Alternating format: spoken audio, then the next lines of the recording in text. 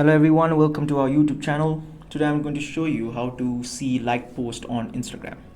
So first you need to open the Instagram app.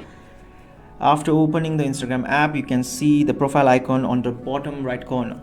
You need to tap on it and go to the top right corner to tap on the three bar icon. After that, you need to go to the your activity. There are various options, so you need to tap on your activity, and now there are various options again: time spent, photos and videos, interactions, account history, and many more. So now you need to go to interactions. You need to tap on the arrow icon where it's written interactions, review and delete likes, comments and your other interactions. So you need to tap on it.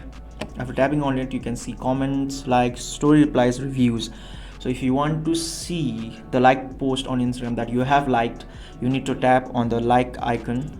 You need to tap the option called likes. So yeah, so these are the posts that you have liked. So you can see that the red heart on the post. So these are the posts on Instagram that you have liked. So if you find this video useful, share and like the video and subscribe to our YouTube channel. Thank you very much.